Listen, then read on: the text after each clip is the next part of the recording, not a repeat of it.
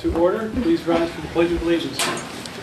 I pledge allegiance to the flag of the United States of America and to the republic for which it stands, one nation, under God, indivisible, with liberty and justice for all.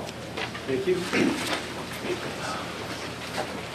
I'd like to ask for approval of the minutes from June 11th and June 7th.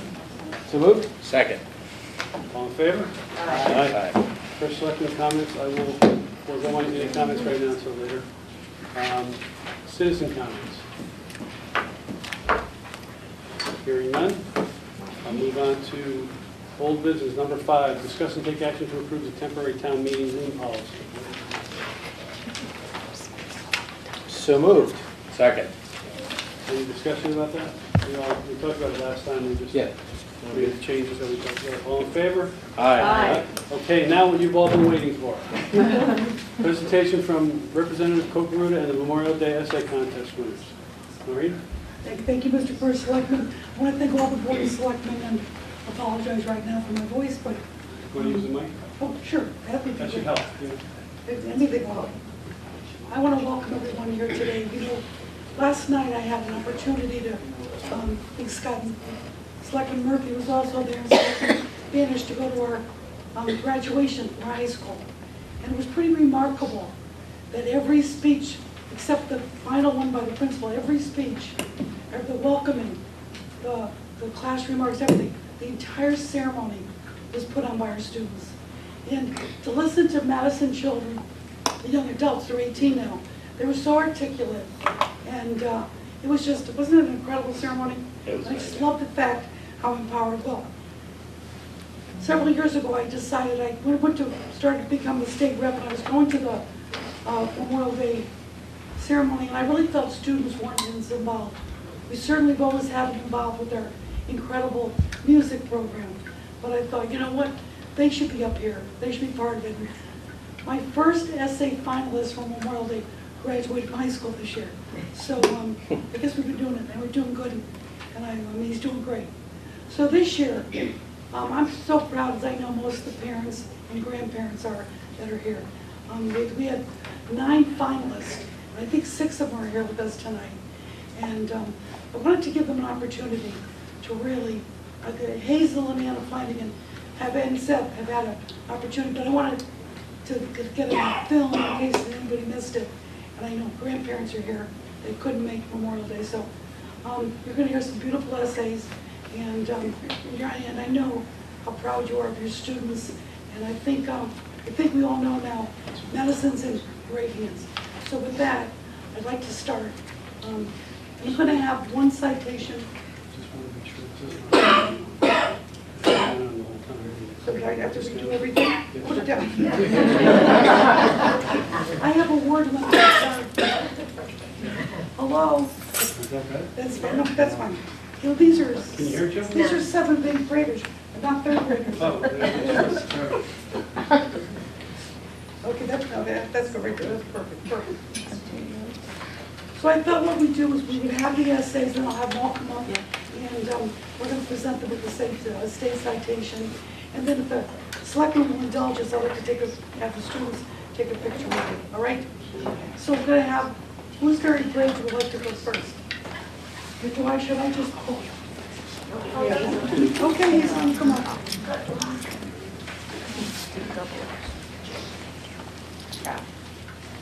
Why do we celebrate Memorial Day? We celebrate Memorial Day to honor those who died fighting in the U.S. military. It is to honor those who unfortunately lost their lives serving for our country and our rights. This holiday is so much more than just celebrating a 3-day weekend. Memorial Day is to honor those who lost their lives serving for our country. We have to realize the important roles that these soldiers played in our Union.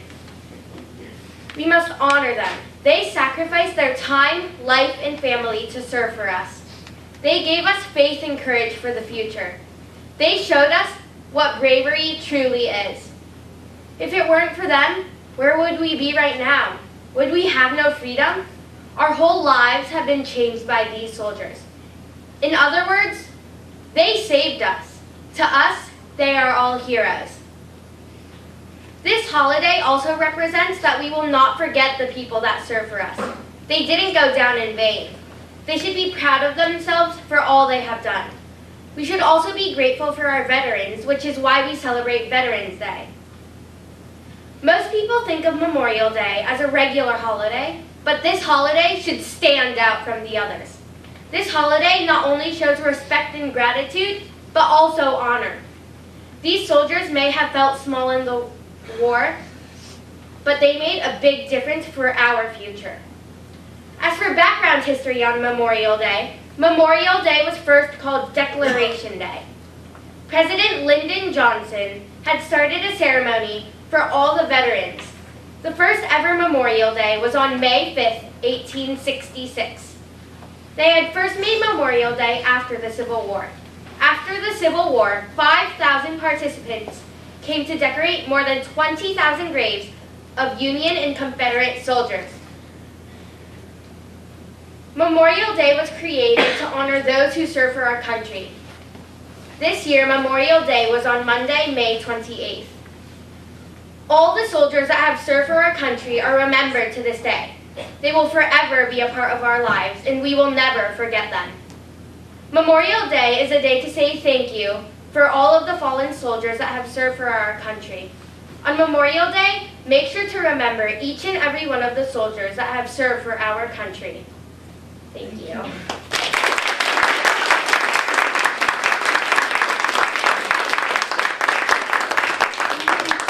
You should have introduced Hazel. It's Hazel Hugh. Did I say it right? Yes. And Hazel goes to Brown Middle School. And she'll be there next year in 6th grade. Could I have Graham Wilkie come up? Graham is from Polson Middle School. Wilker, did I say Wilkie? Wilker, sorry.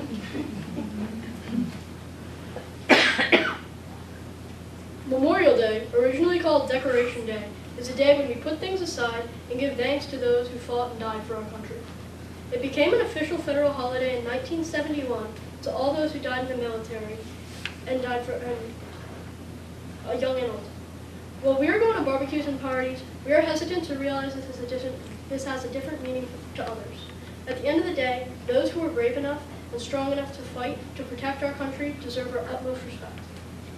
The fact that we can go to school with our biggest worry being getting a project done before the due date is incredible.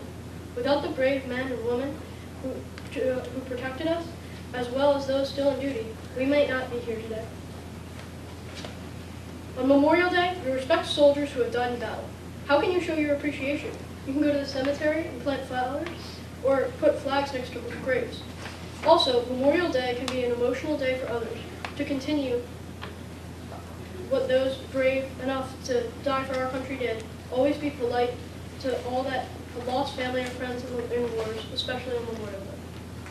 President Woodrow Wilson once said, "America will once more have an opportunity to show the world that she was born to save mankind."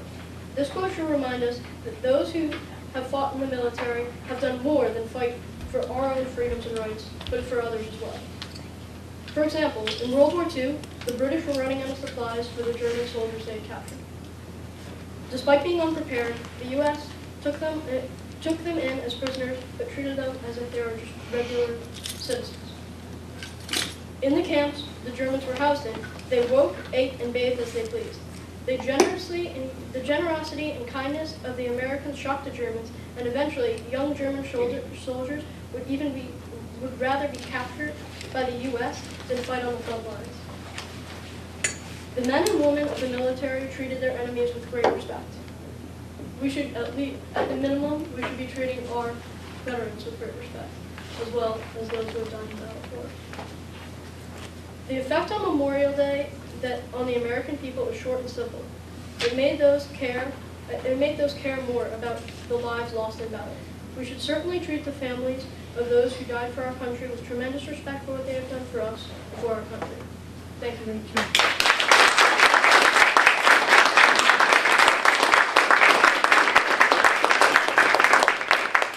Great job. And Audrey and Selma, please come up. And Audrey's also from Middle School. It doesn't take a hero to order men into battle. It takes a hero to be one of those men who goes into battle, said by Norman Schwarzkopf. Those soldiers who have the bravery and courage to go into battle and not come out are those who we should not just honor on Memorial Day, but every day, for they have made the ultimate sacrifice for our country.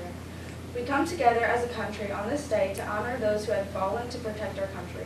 The sacrifice they made is the greatest sacrifice anyone can ever make, so we need to take this Memorial Day and every Memorial Day to honor those men and women. This important holiday began in 1866, when the citizens of Waterloo, New York, closed their shops so citizens can decorate the graves of fallen soldiers from the Civil War. John A. Logan, leader of the Union Veteran Association, issued General Order Number 11, which said on May 30th to honor the fallen soldiers of the Civil War on a day called Decoration Day. The first Decoration Day was held in 1868, and about 5,000 people went to Arlington National Cemetery to place flowers and ribbons on 20,000 graves of both Union and Confederate soldiers. At the end of the 19th century, the name was changed to Memorial Day. By the end of World War I, about 130,000 American soldiers were killed, and the holiday was changed to not only remember and honor Civil War soldiers, but to remember all those soldiers who have died for our country. The Tomb of the Unknown Soldier was created in 1921 in the Arlington National Cemetery, dedicated to all the soldiers whose bodies were not identified after war. On Memorial Day, the unknown soldiers are honored with a wreath-laying ceremony, either conducted by the President or the Vice President. This cherished holiday became a federal holiday in 1971, and Congress moved the date to the fourth Monday in May instead of the May 30th, to give federal workers and many others a 3-day weekend. The sacrifice those incredible soldiers made is the greatest sacrifice anyone can ever make, so we need to take this Memorial Day and every Memorial Day to honor those men and women. While you're enjoying your extra day off from school or work, don't ever forget that you were off because of those who sacrificed their life for a safe and protected country. I think Jeff Miller captured the meaning of Memorial Day best. The willingness of America's veterans to sacrifice for our country has earned them our lasting gratitude.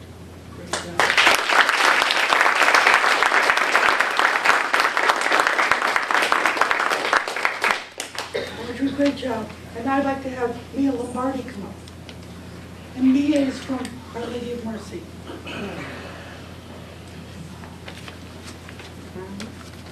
The legacy of heroes is the memory of a great name and an inheritance of a great example. Benjamin Disraeli. Memorial Day has been a holiday for years, but it is often forgotten. It was originally called Decoration Day, and it originated in the years following the Civil War. They called it Decoration Day because it was a time to decorate the graves with flowers for the people who died.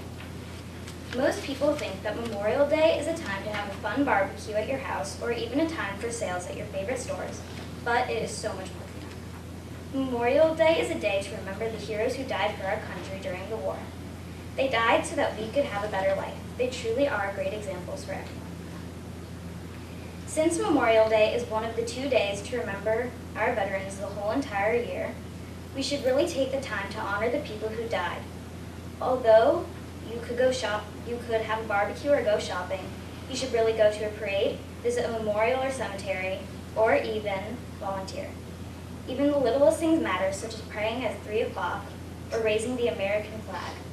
On Memorial Day, my family donates to Veterans of Foreign War, which is a charity that supports the people who are still fighting. I also display flags all around my yard, and I also take a moment to pray at 3 o'clock for the people who lost their siblings, parents, grandparents, and more during war. I also pray for the people that are still fighting for our country. I think that honoring the heroes who died for us is very important, and I think that there should be a few more days in the year to honor their sacrifices, because their life ended while they gave us a lifetime.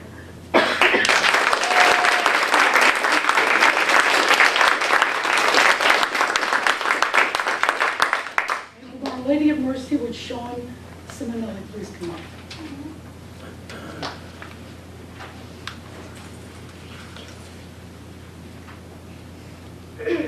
Memorial Day's message. Ravens have always been a misunderstood species. They were often associated with witchcraft and were considered a bad omen.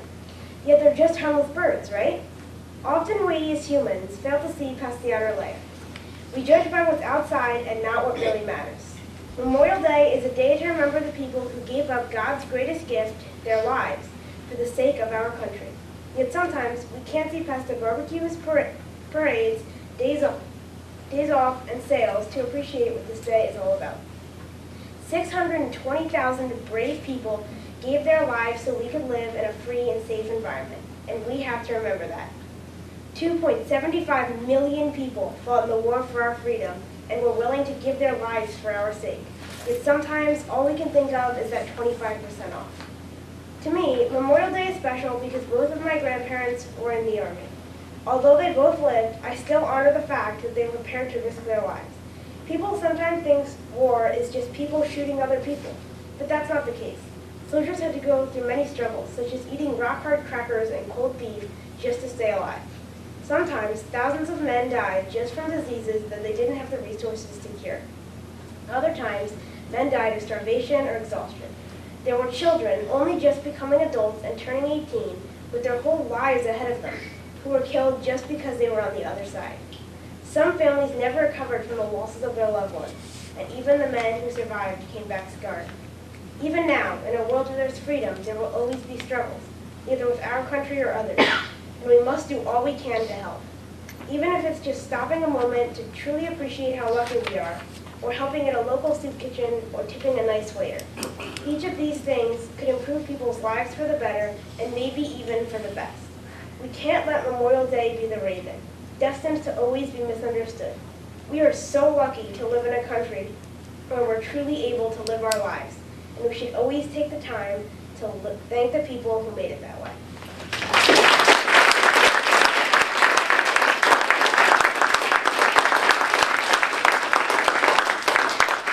Great job. And Seth Johnson from Our Lady of Mercy.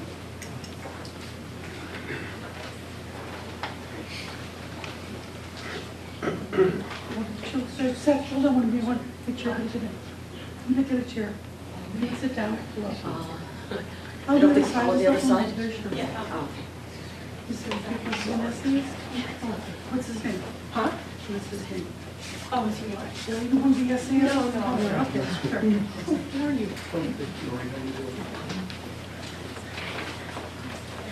Thank you. Memorial Day, or formerly known as Decorations Day, is a time to remember and honor men and women who sacrificed their lives for our safety.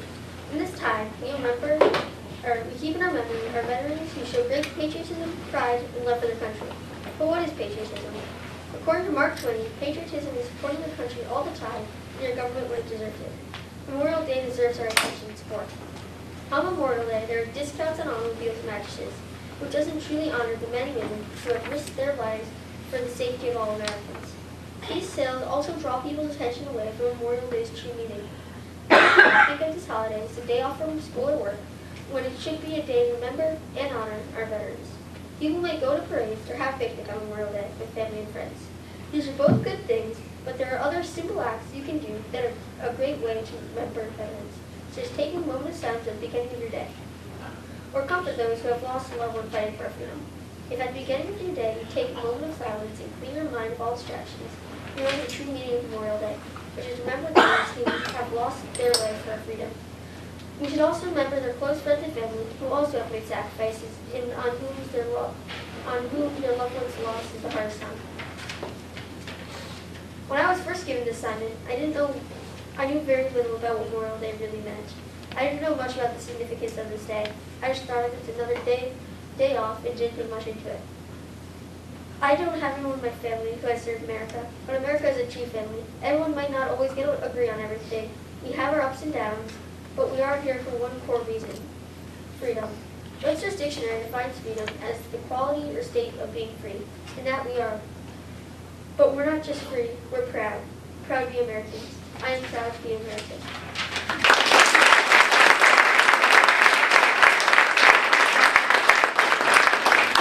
Could I have, Seth, I'm sorry. Could I have, you did a great job. Could I have all the essayists up here?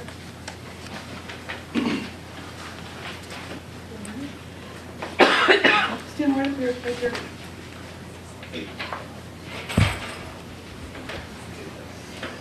I have a state citation for each of them, and I will read it.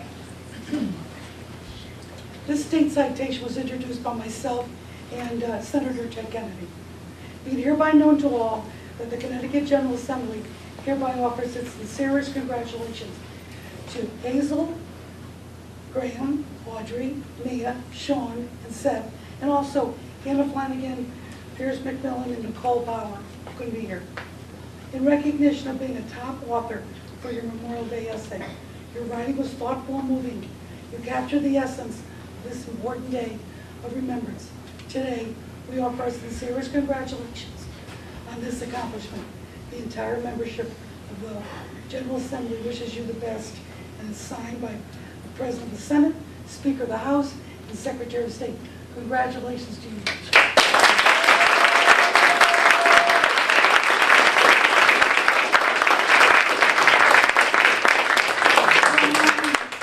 Sean, congratulations.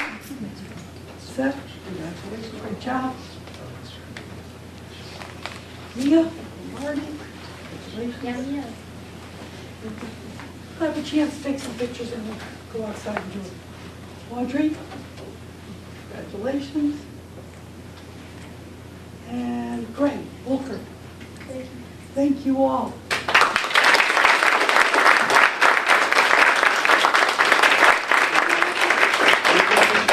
With all them? This one we're supposed to do, yes, that is. Where would you like them to go? In the front or back? We'll go in the back of that.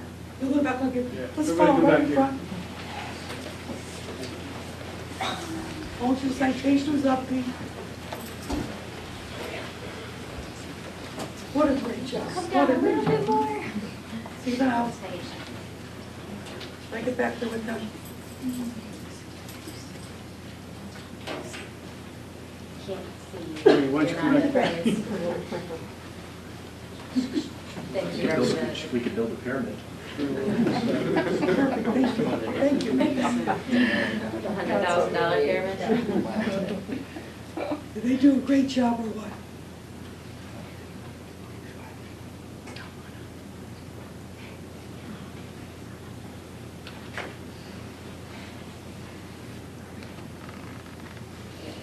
I'm too short for this job, it's terrible. Thank you, everyone.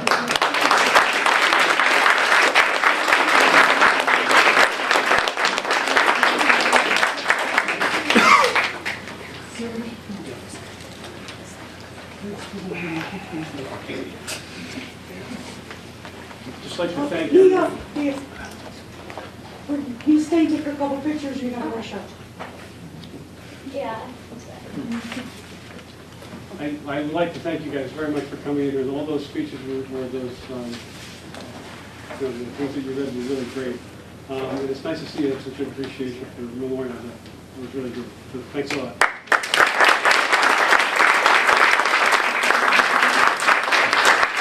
I want to thank the selectmen. I know this is a treat every year. These kids just are amazing. If parents would like to stay and take some photos, we can go out in the foyer. Thank you again. Thank you.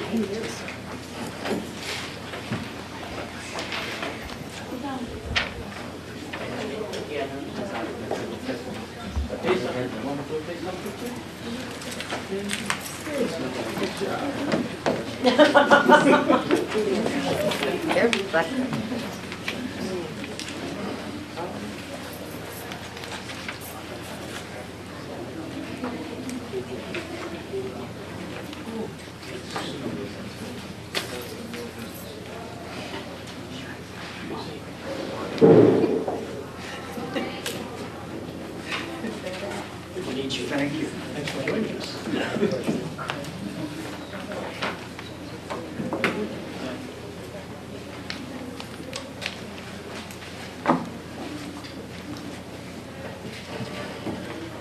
Okay, before we move on to number 7, I'd just like to introduce our summer intern, Jack Laser, who's in the back. Jack? I don't know if you guys have gotten to meet him yet, but Jack's been working in all the departments in Town Hall, doing a great job. That's his mom, Beth, next to him. Okay, number 7, discuss and take action to approve the collective bargaining agreement between the town of Madison and Upshu Building and Grounds for the duration of July 1st, 2018 through June 30th, 2023. So moved. Second? Any discussion? I think everybody got a synopsis of changes. One of the major things I think that Deb's been able to accomplish with this is making it a 5-year contract, getting everybody on rotating 5-year contracts. Correct. We're continuing with the long-term fiscal plan goal that we set out to achieve with all of our collective bargaining agreements. This also, too, follows with some of the other agreements that we've negotiated in terms of the wellness initiative and preventative care measure that we put in place. We are self-insured. Therefore, what's important to us is not necessarily the premium, but the claims of our employees. So this is a little bit of skin in the game. The employees have to participate in preventative care measures to be able to reduce their premium or their premium increases. So in this contract, the range can go anywhere between 15% up to a high of 21%. But the employee drives that. Wages are within state average or slightly below. So it's 11.55% over 5 years. How many employees are covered by this agreement? We have 9. Any other discussion?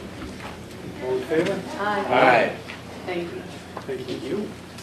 Number 8, discuss and take action to approve a donation from the Women's Club to benefit Surf Club improvements in an amount not to exceed $8,000.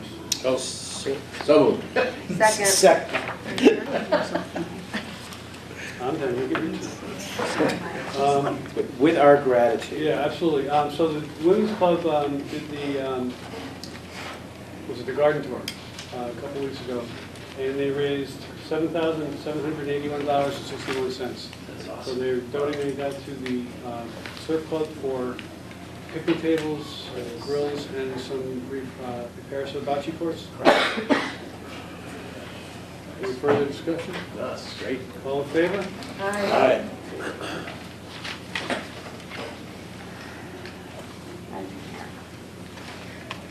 Let's see, number 9, discuss and take action to approve a special appropriation request from the Board of Education in the amount of $120,000 to fund the Effective School Solutions Program in fiscal year 2018-2019. Second. Any discussion? Yeah, I would like to. I'm going to oppose this motion. And I think in doing so, I'm going to channel Al.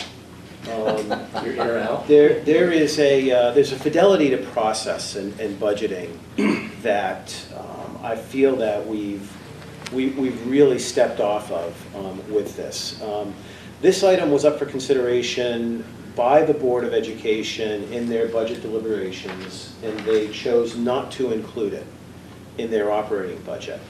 That operating budget without this operating expense went through the budget hearing process and the public forums, and the public was not aware of this and did not have the opportunity to ask questions about it. And I think we have a very vigorous budgeting process. It quite literally starts on the very first day of the fiscal year. So it's a 365-day process. We spend a lot of time talking about it. The Board of Ed spends a lot of time talking about it. The Board of Finance, and then all of the committees derivative thereof. This one happened entirely outside of that public process. And I'm going to restate, the Board of Ed was aware of this program and decided not to include it in their budget, and has, after the referendum, asked the town for $120,000 to be added to their $58 million budget outside of that referendum process. And I feel that's a dangerous precedent for us to set as a town, to show taxpayers a budget and then change it after a public vote. I'm going to restate, this is not a one-time spend. So We have in the past granted special appropriations for the Board of Ed. Most notably, we did it recently with an equipment reserve, a school furniture reserve. They knew they were going to have an expense coming up. They asked us to put aside the funds in the CIP, and we happily did that for them. They, after the failed referendum, felt they needed to do some site renovations to Brown School out back. Outside of our normal capital planning process, we considered their request and we asked, and we accommodated them on that. Those are one-time spends. We spend the money once and it's gone. This is money coming out of our undesignated fund balance that will go towards increasing the operating budget of the school district. So I again will state that I think that we have stepped outside the path of public process and transparent government with this request from the Board of Ed. I would also like to add, lest I be labeled anti-education, when I was on the Board of Ed and the ESS program was first introduced to the town, I enthusiastically supported its budgeting in the high school, and I still stand by that enthusiastic support. This is not a critique of effective school solutions for the services they provide our children. I think that it is a valuable resource to the town. And the Board of Ed could today implement this program without asking for a special appropriation. They would simply have to go in and find something a little around 0.2% of their operating budget and free it up for this program. And they can do that without asking the town for any help. By them not doing that and asking the town for extra money, it tells me that they still consider this to be a fairly low priority item. That out of $58 million in a total budget, they cannot find $120,000 for this program. And it's for those reasons, primarily the process issue, that I intend to vote against this special appropriation. Well, Bruce, I appreciate your fidelity to process. I'm going to ask Stacy if she can help me clarify my understanding of the sequence of events here, because I was under the impression that after the Board of Ed finalized their budget request, certain facts and circumstances beyond their control came to light, causing them to not be able to fund this. And so, Stacy, can you remind us what that sequence of events was? I don't know dates offhand, but the Board of Ed did approve their budget, and then some circumstances came up where they were considering reopening the budget, but that has not been the process in the past. So they stopped at that point, hoping to move it forward to the Board of Selectmen and Board of Finance. I do know that the Board of Finance did approve this special appropriation on June 20th in hopes to fund the program, as well as kind of using the money coming in for ECS that was unexpected as a rationale behind it, even though that is town money, but that was behind their reasoning of approving the special appropriation. So from my perspective, the biggest changing circumstance was the town received more ECS money than it was expecting. But at no time was the Board of Education budget ever at jeopardy. We make the Board of Education whole on their budget every year, and then we hold our breath and see what the state reimburses us. This is money that goes to the municipality to help offset its educating expense. It does not go directly to the Board of Education. If we didn't get this money, the town would have a smaller reserve than it does with the money. So I'd like to also say, I'd just like to make a statement that while we are being told that we're going to get ECS money this year, the governor still has the right to a rescission on that money, and he did it last year on December 29th. Cut our budget, or he cut the ECS money, and there's nothing to say that he won't do the same thing again. the deficit that we're heading into for this fiscal year, I think is $750 million. They're going to be looking for places to find that money. And so, you know, I think for us to just give it to them based on the assumption that we're getting the ECS money, I think is a mistake. I don't think that's why it's being given to them based on getting the ECS money. I just think that that was something that we got this year and we're expecting next year, and I agree, who knows if we're going to get it, and it was discussed. But I think, you know, based on the Board of Finance's decision, that they agreed that the Board of Ed needed it because it came up after they voted on the budget. Has the Board of Finance already passed this? Correct, yes.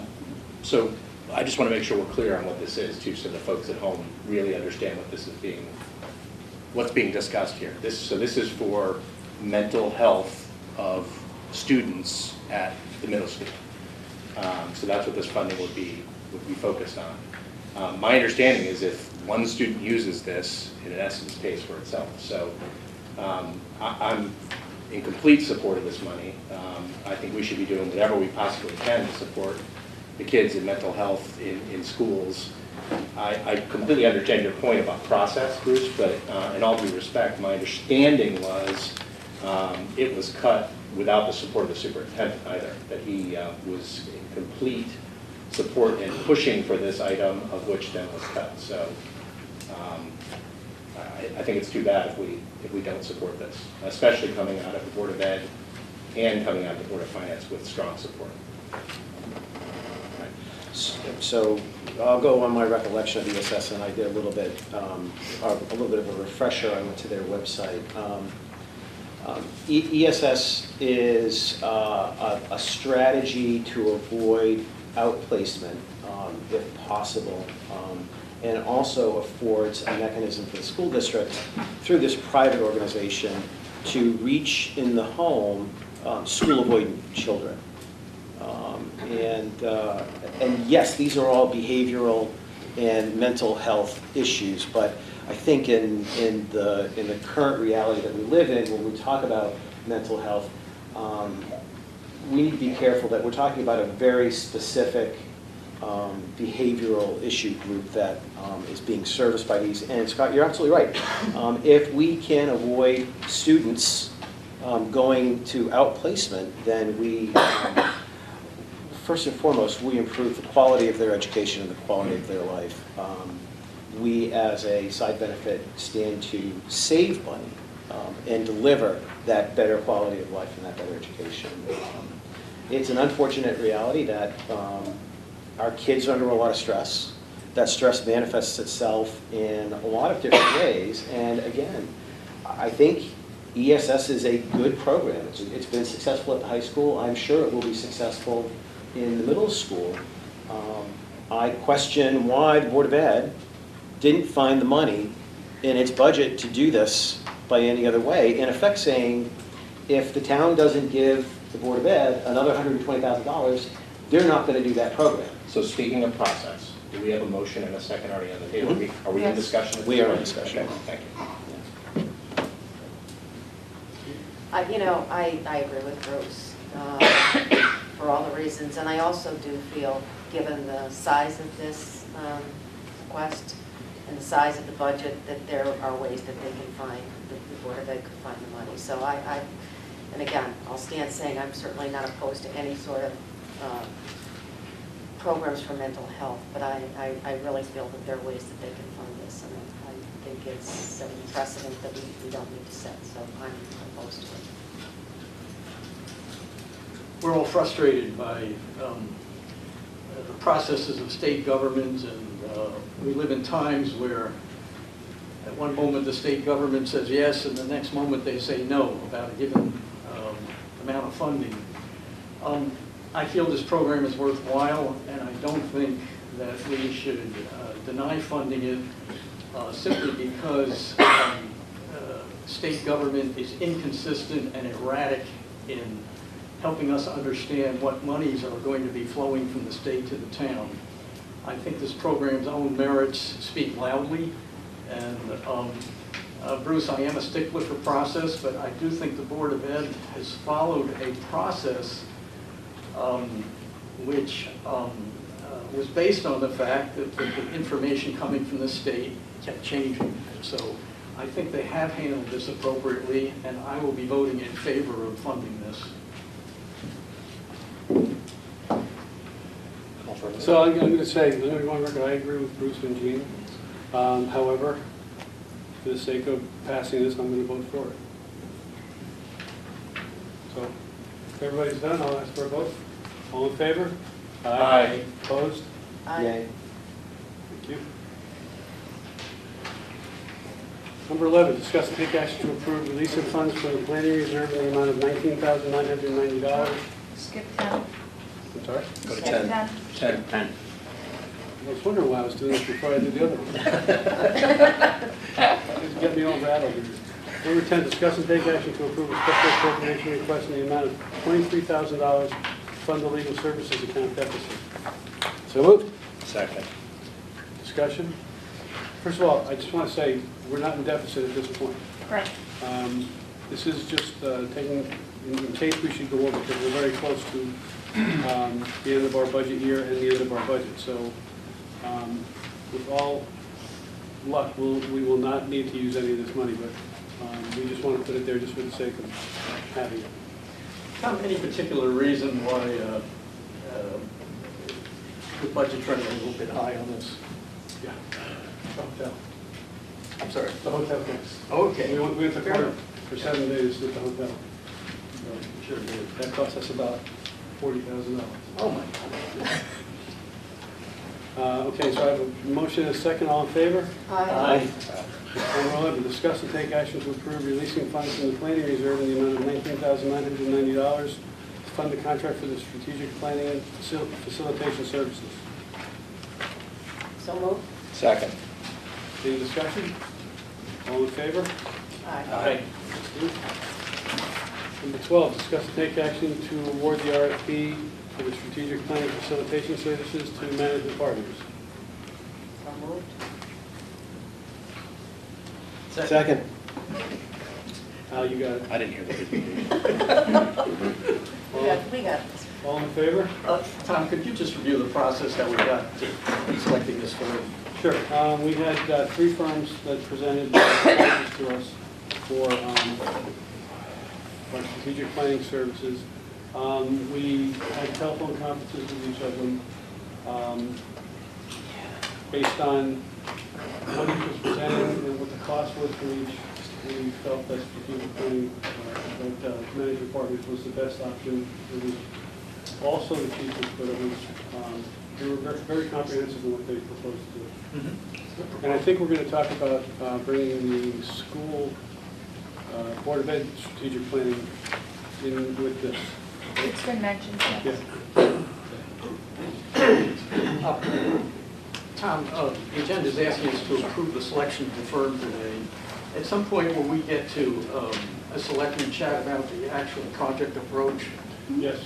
Not only that, they want to meet with It's quite a Yeah. comprehensive process, yeah.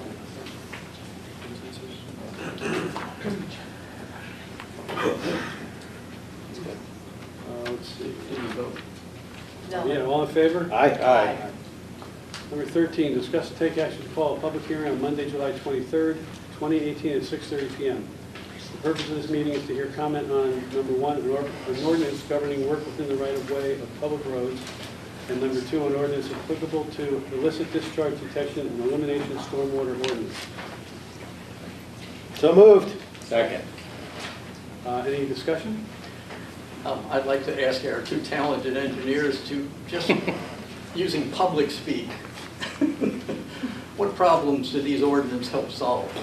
So I can speak about item 1 here. Rob will speak about item 2. But so item 1, this was enacted about a year ago, a little over a year ago. And what we found is that the insurance requirements that was put in the ordinance is, this is based on research of other towns that we've looked at, is extremely high, including a $5 million umbrella policy. And that's regardless of what type of work is being proposed within the right-of-way. So we are finding that,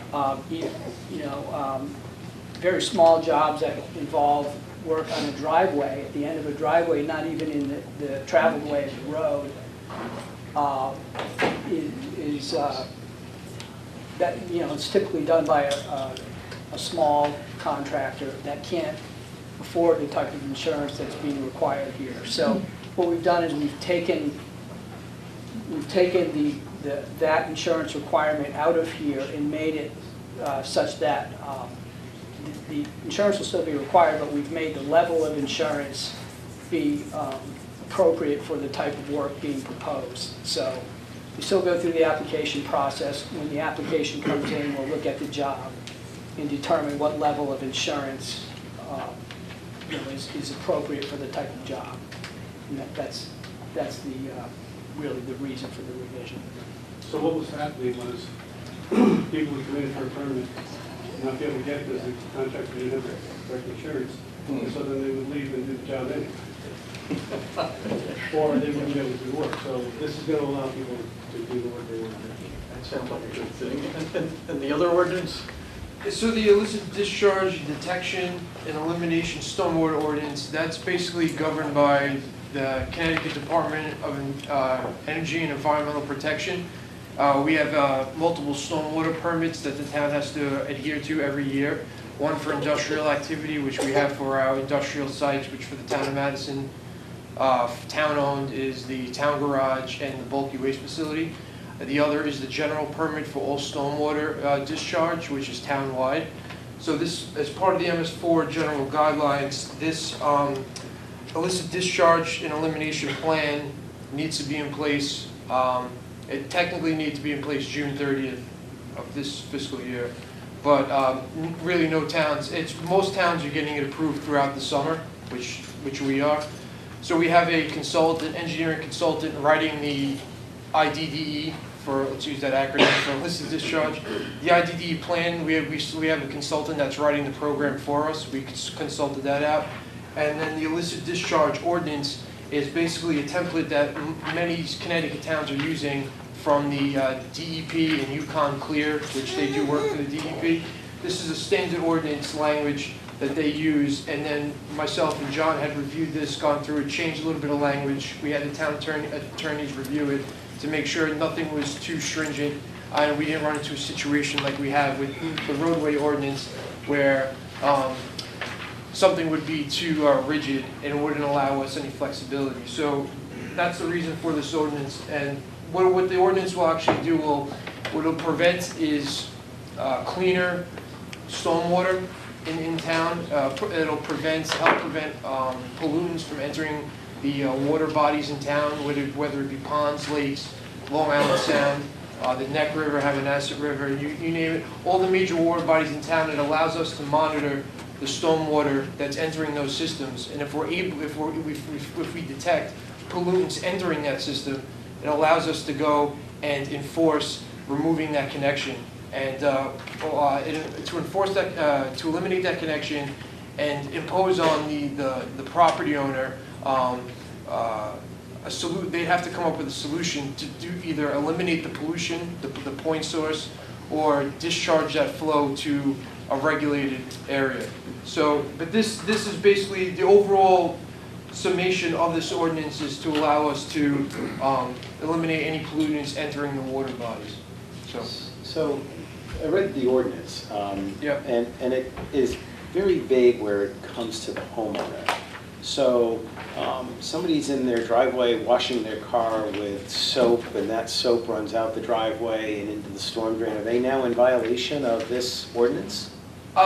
So I think it is pretty vague. When we spoke with the state and the representatives who manage the permit for the state, they were specific that some things, specifically some pumps and connections to town storm drainage systems, as well as things like that.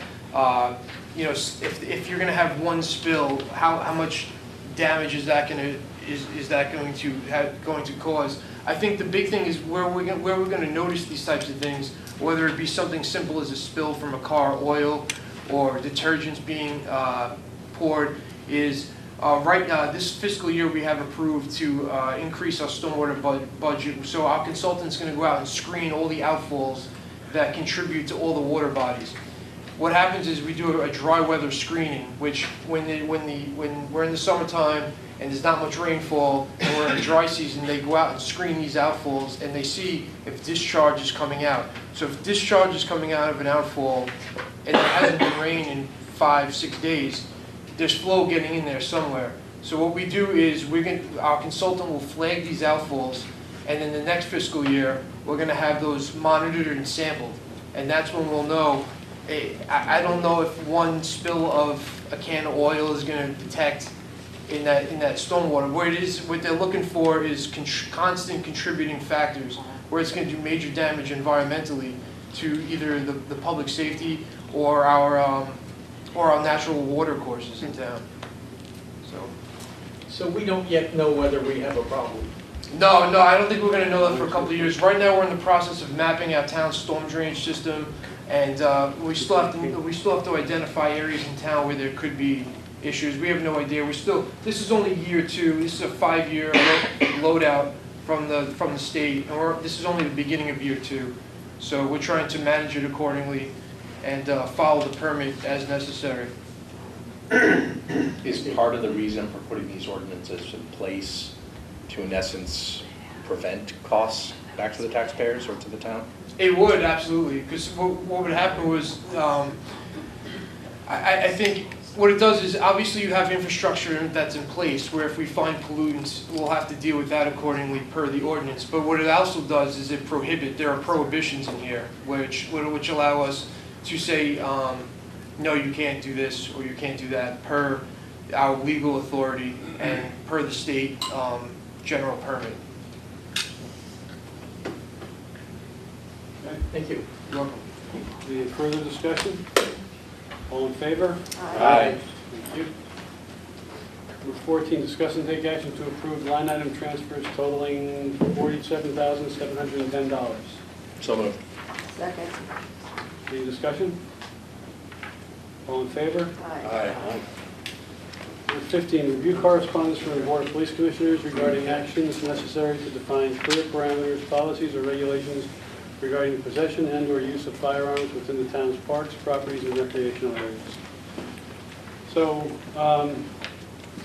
this arose from an incident that happened at the Surf Club where I believe an active serviceman was on the Surf Club property.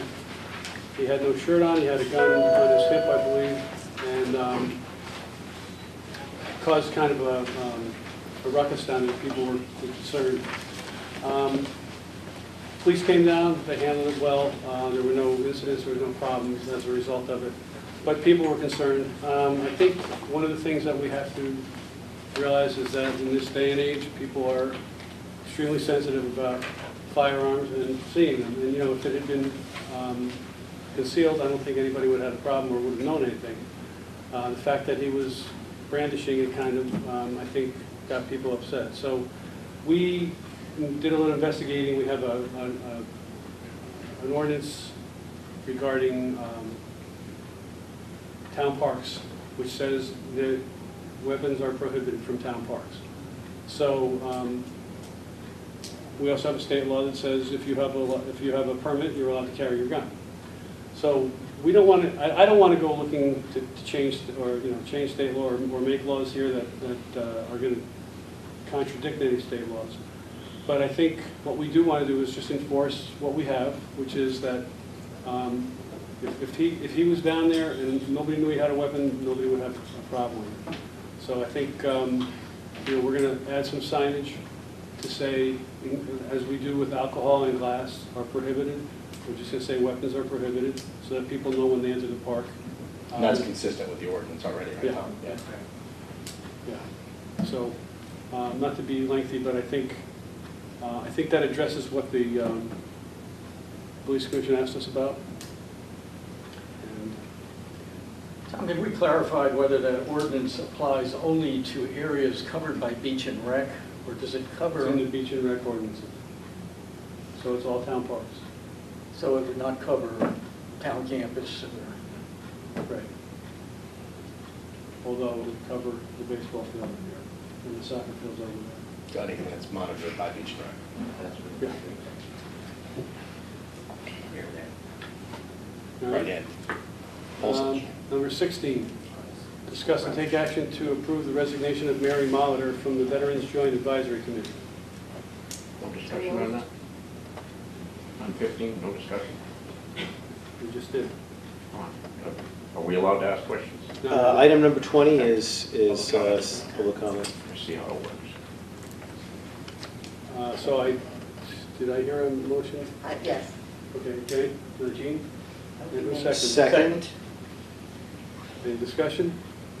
I'd like to thank Mary for her service to the Veterans Joint Advisory Committee. That's between Madison and Guilford. All in favor? Aye. Okay, we have 2 appointments. Tom Lonsdale to the Water Pollution Control Authority for a term to expire on January 1st, 2022. We now have 2 people. So moved. Second? Second? All in favor? Aye. And John Woods to the Comcast Cable Advisory Council of South Central Connecticut for a term to expire on July 31st, 2020. Jean moved it. Second. All in favor? Aye. Okay, number 18, discuss and take action to approve a proclamation honoring Brett Glazer. And I'm going to read this because Brett was on my baseball team. That's pretty cool. Yeah. So I don't know if everybody knows about Brett's experience with the Special Olympics, but he's been quite successful and represented our town really well. And we wanted him to march in the parade, but he's going to be out competing. So you'll be there to spear, right? Yes, sir. Okay, so here's our proclamation. Whereas 47 athletes from the state of Connecticut are attending the National Special Olympics Summer Games in Seattle, Washington. And whereas Brett Glazer will be one of the 2 athletes competing in tennis to represent Connecticut at these Special Olympic Games. And whereas Brett trains diligently with the Middletown Special Olympics team and the Connecticut Special Olympics team. Now therefore, that by the powers vested in the Board of Selectmen by the state of Connecticut and the Madison Charter, we, the members of this board, hereby unanimously acknowledge the achievement of Brett Glazer, done this 26th day of June, 2018 in the town of Madison, Connecticut. Second.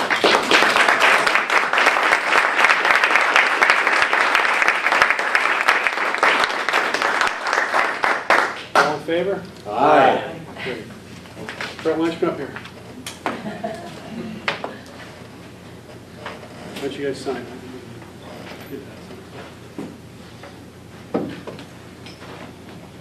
First of all, I want to congratulate you for everything that you've done. Thank you. And I want to tell you how proud we are of you. Thank you so much. Brett won the sportsmanship award when he was, what was it, 2nd grade? Yes, 2nd grade. Still have the ball in my room. Did you? So we have a proclamation. You know what, I don't know if we got the case for it. So I might deliver that to you. All right? But why don't we get a picture with Brett? Is there somebody here? His beautiful mother is right over here. Just saying. And his beautiful father, too. Why don't you guys come around front? We'll do it out front.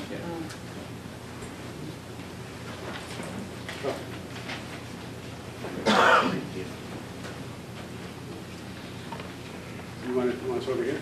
That's good, just you have to turn. Turn. Let's move this like this. Perfect.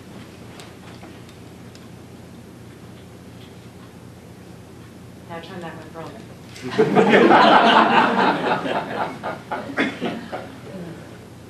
You got it. Let's go, Brett.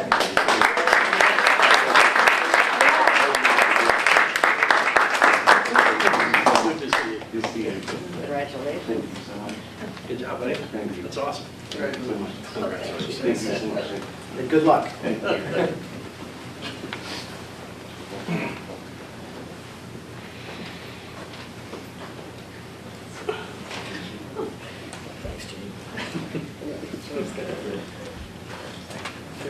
So, Tom, I'd like to make a motion to open the agenda for purposes of discussing the ad hoc committee for Academy.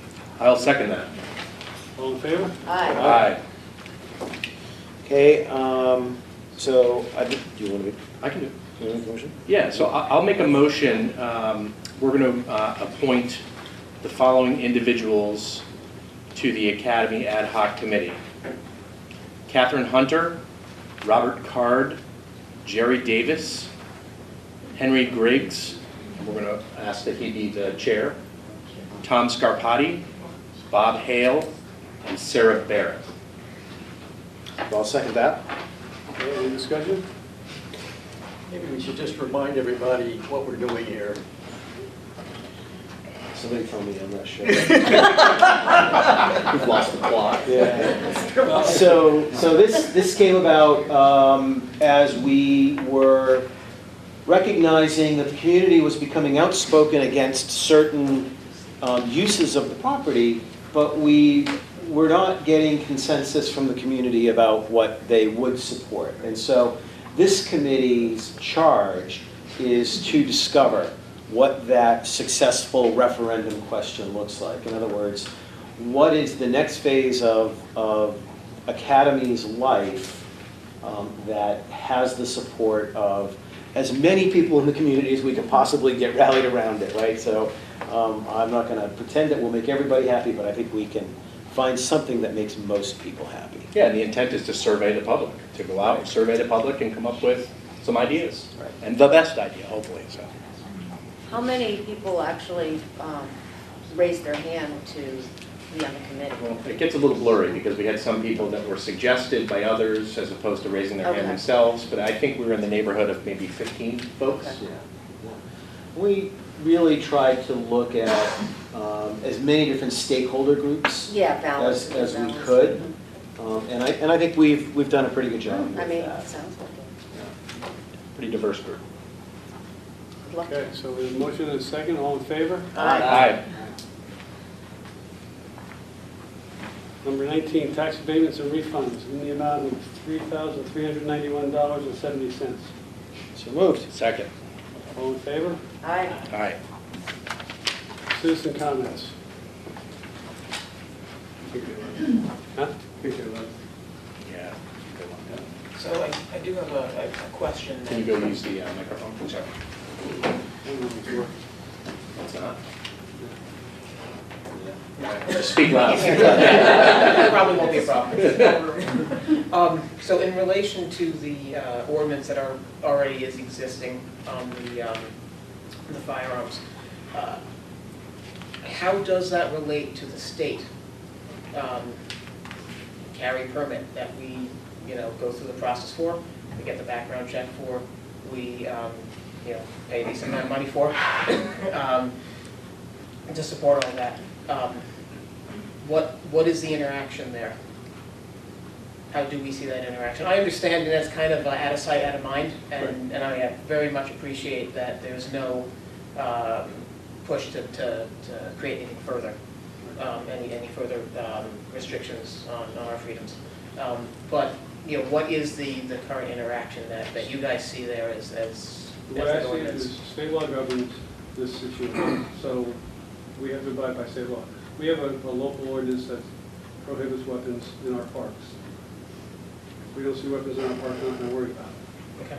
And if anyone, I was reminded that one of the reasons why we were permitted, or would allow a permit for a weapon in a park would be a discharge weapon. And Scott told me that there used to be a Exchange Club used to do turkey shoots where they're shooting at a target. This is back is this the one back in '78? There, yeah, okay, I'm dating myself. Yeah. Details. But it would be something that would be sponsored by the town Right. or department. Somebody also told me that they used to shoot geese down there too. Golf course. Not in any of our parks? Not in the beach area.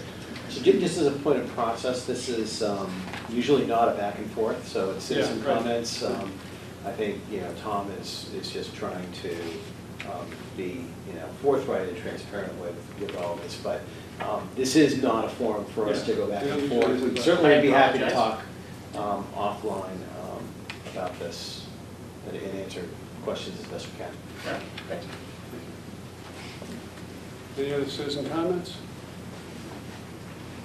Liaison reports, selectmen comments. Who wants to go first? I can start. So we had graduation last night. This isn't a liaison report, but I have to say, my daughter graduated last night, so I have to say it. She did the tassel. It was a wonderful ceremony with multiple speakers and some really great commentary for those that could attend. It was a really nice night. So I attended. So I'm the liaison for the ambulance with Sam, and learned this year that they are down almost 81 calls. So I know that they're in the process of looking at the budget and figuring out some ideas of what needs to change with the budget. And they went through a very thoughtful exercise this past week to figure that out. There was some great discussion that ensued as a result of that. So Tim, I don't know if you want to mention anything further about the budget, but it's I think we're good. It does look good. Yeah, consistent with last year's conversation. Yeah. So. Library Board of Trustees, I know they're in the process of looking at their next location, likely in October, move-in at that next location, and they're in the process of fundraising. So those of you that may get some things in the mail for our library downtown, I know they're looking for additional sponsors. They've really got a great campaign out there right now, so the more the merrier. And then the Madison Youth and Family Services had their final June meeting, and then also the MAID Awards ceremony, of which I think 6 youth were awarded some pretty prestigious awards. So that was fun to see. I know Al and I were both in attendance at that dinner meeting, and I think the kids were very honored to receive those awards. There'll be a new youth rep starting in September, so they sort of take the summer off, and the senior rep now steps down. So that's kind of how it works. That's it. I got nothing. Our Salt Meadow Park Advisory Committee, the group of citizens that helped to oversee that park, learned about a proposed development which P&Z is being asked to consider at the marina there at Route 1 near the Clinton line. And the Salt Meadow Park folks, along with the Conservation Commission, have written letters of concern to planning and zoning regarding some environmental issues that they think that development might cause. So I understand P&Z did not take up the matter at their meeting last week, but we'll be taking it up in July. Well, I can continue on with that because I was at the P&Z meeting last week when really was the second public hearing this developer had. And the issue is that it requires a coastal site management plan, and the DEEP has expressed, they sent originally a 7 or 9 page letter regarding all the issues. The developer and the attorney feel that those issues have pretty much been addressed, and in some cases, they're what the DEEP continues to say. For example, you're applying for to put up a restaurant. Well, there is no restaurant involved in it, so it's become quite contentious. The individual at DEEP is basically said, I'm unavailable, I'll be on vacation for the month of July, and I think that the commissioners, the P&Z commissioners, are put in a very tough spot where the developers and their attorneys are saying, you don't need, if you are satisfied that we have satisfied all these requirements, then you really don't need the state of Connecticut. You can approve the coastal site management. And I think that's where some of the commissioners at this point are feeling a little uncomfortable. Yes, there were letters basically citing some of the things that developers would say, we've resolved that. It's not an issue. So there were 2 options. One was close the public hearing and let the board vote, or continue it into July. And they've decided at this point that they're going to they decided to continue it, and they're going to try, the recommendation was to try to get to somebody above this individual at DEEP to resolve some of these things to make them comfortable. I mean, I've sat through 3 of these public hearings now. To me, I think personally, I think they've satisfied, if not every requirement. There's just a couple of things, but it's continuing to be, it's ongoing, so. And then the other thing, of interest at that meeting was that the development or the purchase of that, used to be the Learning Center up at, on Old Tote Road, special exception was approved for the use for the school. Oh, it was So, approved. Okay. It was approved. Oh, yes. thank you. Okay, the only thing I have is, as you know, we had to end our banking relationship with Wells Fargo because they were no longer certified by the government or whatever. So we have interviewed other banks, and I think we're about to make the decision who we're going to go with. I won't announce it here, but looks like what we're moving into is a whole lot better situation than what we had before in so many ways, electronically and so many ways. So Great. good. Yep. Anybody got anything else? No. Move to adjourn. Second. All in favor? Aye. Aye.